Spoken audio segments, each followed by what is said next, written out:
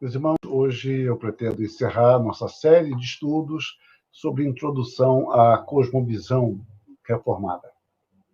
Nós estamos tratando desse último tópico dentro das conclusões finais ou das considerações finais sobre desenvolvendo, aprendendo a ter um pensamento submisso a Deus, né?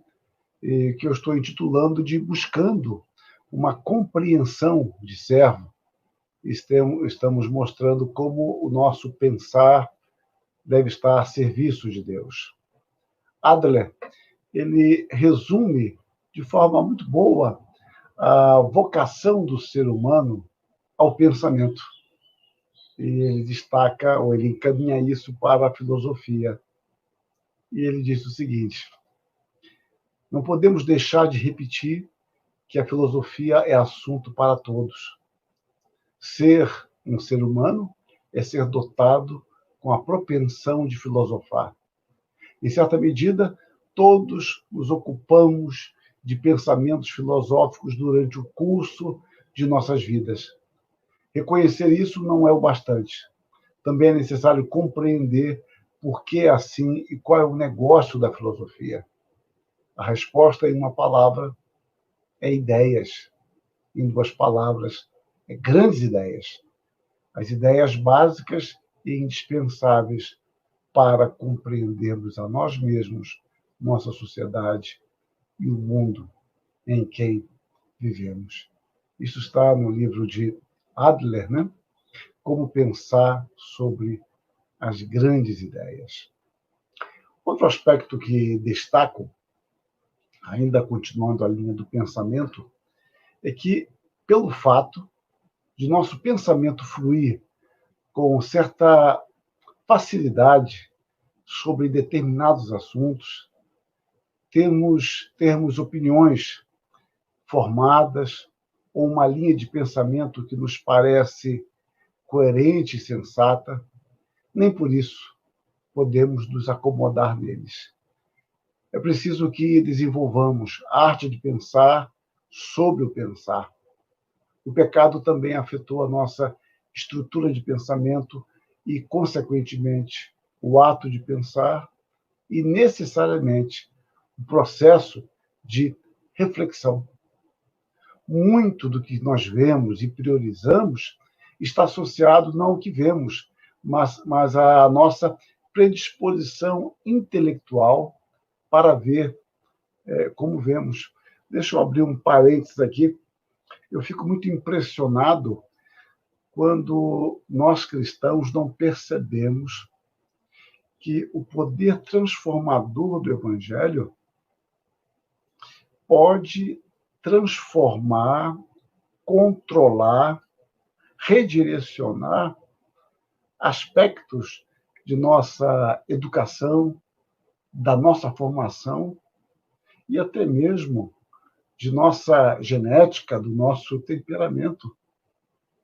Isso é algo que, eu confesso, me incomoda bastante, como se o poder do Evangelho não fosse suficiente para gerar uma transformação profunda em nosso modo de enxergar a vida, em nosso temperamento, com o qual, sem dúvida, vamos ter grandes lutas, muitas e muitas vezes, mas se o Evangelho não tivesse poder para superar isso, é como se fosse uma área largada, é como se eu fosse fazer uma reforma na cidade, uma transformação, não uma reforma, uma transformação, mas deixasse ali o velho centro como estava. Não, deixa isso ficar assim. Isso é assim mesmo, sempre foi assim mesmo.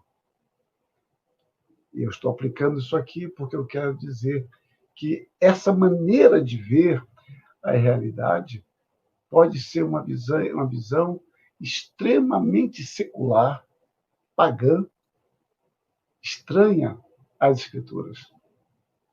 Como cristãos, talvez por partirmos do pressuposto equivocado de que a fé cristã é apenas uma questão de sentimento, corremos o risco de reduzi-la e às Escrituras a apenas esta esfera da realidade. Deste modo, O nosso cultuar limita-se ao que sentimos, ainda que nada compreendamos ou mesmo nos esforcemos por isso. Não podemos ser cristãos autênticos sem o cultivo de uma mente que também busque uma transformação, que busque um amadurecimento. Cada época é, de certa forma, cativa de valores que são apresentados com o status de racionalidade, objetividade, universalidade e perpetuidade. É extremamente difícil escapar dos encantos sedutores de nossa geração. Contrariamente, o que Paulo instrui a Timóteo é no sentido de que ele reflita sobre o que o apóstolo lhe escreveu, buscando a compreensão no Senhor. Reflexão e oração caminham juntas. Devemos, portanto, pensar sobre o pensar, rogando a Deus a sua iluminação. Deus, por graça, nos dará o discernimento sobre todas as coisas.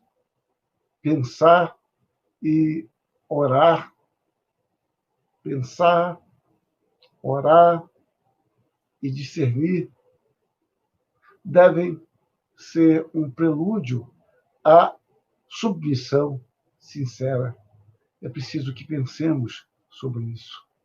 E eu quero concluir, então, a nossa série de estudos com uma colocação de João Calvino, que ele faz comentando o Salmo 78. A essência da sabedoria celestial consiste nisto, que os homens, lendo seus corações fixos em Deus, por meio de uma fé genuína e não fingida, invoquem e que, com o propósito de manter e nutrir sua confiança nele, se exercitem em meditar sinceramente nesses benefícios e que, então, se lhe entreguem em obediência sincera e devotada.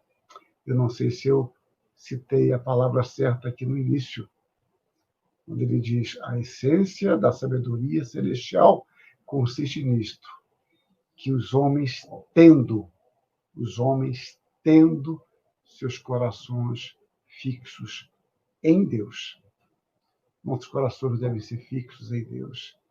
E a partir daí, a nossa mente, o nosso olhar, o nosso agir será transformado, lapidado, consolidado pelo Espírito de Deus que habita em nós e que age por meio de sua palavra.